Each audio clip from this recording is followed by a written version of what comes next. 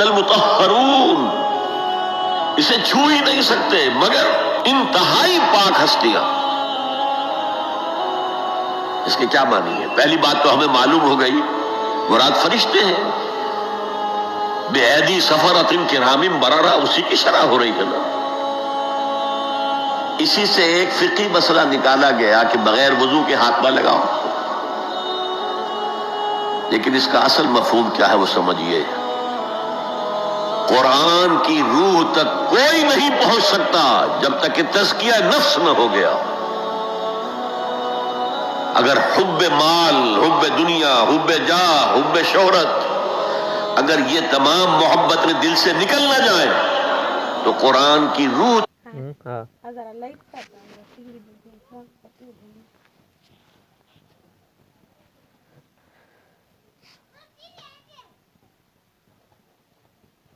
تک آپ کی اپروچ نہیں ہوگی۔ مولانا روم نے کہا ہے، اگرچہ ذرا میں سمجھتا ہوں کہ انہوں نے بہت سخت الفاظ استعمال کیے ہیں، ماذ قرآن مغزہا برداشتے مصطفیٰ پیش سگاں انداختے۔ ہم نے قرآن سے اس کا مغز لے لیا ہے، جو ایسنس ہے وہ کھینچ لیا ہے، ہڈی کا گودا جو ہے وہ ہم نے نکال لیا، ہڈیاں ہم نے پھینک دی ہیں کتوں کے سامنے جو لڑ رہے ہیں۔ علم کلام کا مسئلہ ہے صفات حق سے جدا یا عین ذات، قرآن مخلوق ہے یا نہیں ہے، غیر مخلوق، اور بڑے بڑے ہو رہے ہیں اس کے اوپر، یہ کتے لڑ رہے ہیں ان ہڈیوں کے اوپر۔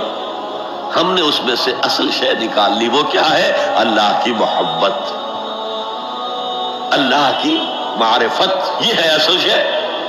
ماذ قرآن مغزہ برداشتے مصطفیٰ پیش سگاں انداختے۔ تو جب تک